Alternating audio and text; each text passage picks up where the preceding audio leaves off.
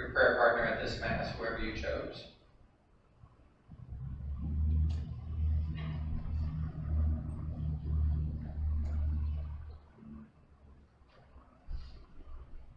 Thank you for doing that. I'm starting off by telling you that I got the idea and a lot of the content for this homily from a sermon I heard from Pastor Andy Stanley 4 years ago, right before the 2016 election, a few months before. And so I'm going to start off the same way he did, with a little bit of a survey. How many of you, by show of hands, when you hear talk about politics, when you see all the drama going on in the election cycle, and when you listen to the 24-hour news cycle, or you read about it on Facebook or Twitter, how many of you secretly kind of enjoy all that? Yeah, a couple of them. All right. How many of you, when you hear all that, when you hear all the talk about politics, when you hear the debates beginning and people arguing with each other, how many of you just can't stand it? You almost say, I hate it. All right. A lot of you in that as well. All right. How many of you start those conversations? I do sometimes. I like to get people going a little bit. Okay. How many of you, when you hear a priest or a minister, you think to yourself, they shouldn't be talking about this in church. It's not anything. Politics should not be talked about at church. Anybody in that category? Got a couple of you out there as well.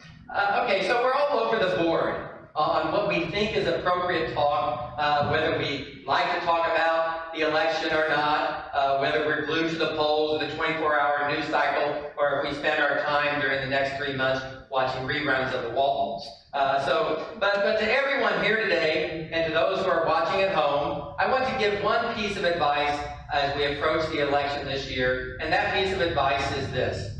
Put your faith before your politics. Put your faith before your politics. Another way of saying this is, be a Christian first and a Republican second. Be a Christian first, a disciple of Christ first, and a Democrat second. Be a Christ follower first, and an independent, a libertarian, a Green Party member second. Now, some of you may say, well, that's really kind of impossible to do because I've got it so figured out that they are so intertwined that my faith and my politics go hand in hand together. And so you might think it's impossible to do that, but I don't think it is, and here's why. Something could happen this week in your life that would make this election seem trivial. Somebody in your family could get into an accident. Someone could get sick. Someone could lose their job. Somebody might be transferred. One of your children might be transferred out of state. And suddenly all the emotion of the election would immediately seem meaningless. And that's what I mean when I say put your faith before your politics. Now, I know some of you are thinking, but they go hand in hand together, Father. I'm a Republican because of my faith, because of my religion. I'm a Christian because of my democratic views. My faith and my politics, they go together. I mean, some of you are Republican because of your faith. You know, you say, God is always right.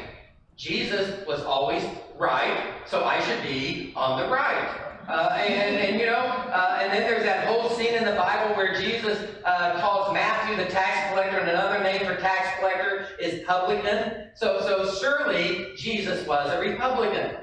And then others are saying, well, now come on. Jesus was a one-person healthcare system. He was always helping people, healing people, blind people, lame people, lepers, deaf, and he never charged a penny. He never charged, and he was always getting on the rich and telling them to share what they have. And on at least two occasions, he fed over 4,000 people and didn't charge them anything. Jesus was most certainly a Democrat.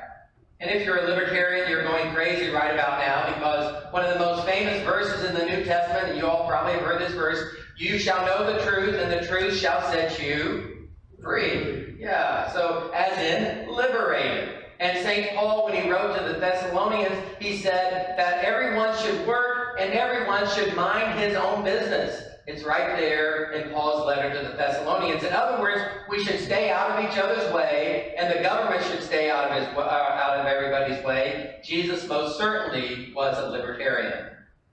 Okay, have I equally offended everyone? All right. So how do we put our faith before our politics? How do we do that? It really is plain and simple. We do what Jesus did and what Jesus Jesus did was this. Everything Jesus did was done to put the needs of people at the very top of the ladder. People came before societal norms for Jesus. For Jesus, people were more important than religious rituals. People were always more important than the law. In fact, when people came to Jesus and asked him, of all the commandments, and there were 613 Jewish commandments, of all the commandments, Jesus, which one is the greatest? What's the most important of all those Jewish laws and commands? He said this: you shall love the Lord your God with all your heart, with all your mind, with all your soul. This is the greatest and the first commandment. And then he said, before they could even have time to agree, he added this, and the second is like it: you shall love your neighbor as yourself.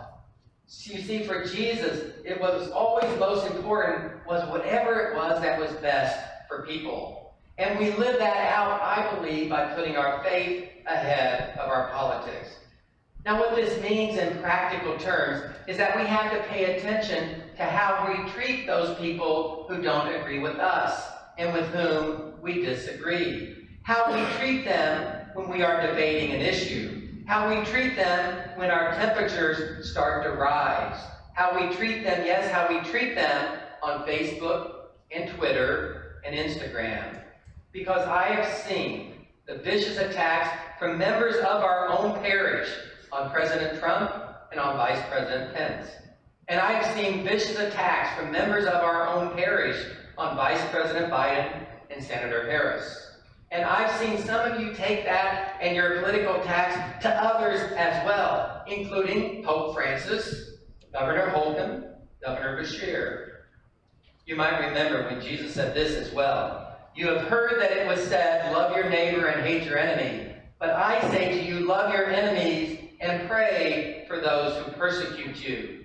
Notice at the end of that sentence as a comma, at the end of that phrase is a comma, because Jesus ain't done there. He adds this: that you may be children of your heavenly Father, for he makes his sun rise on the good and the bad, and causes rain to fall on the just and the unjust. In other words, Jesus is telling us to put people first in every aspect of our lives, and that includes putting people ahead of our politics.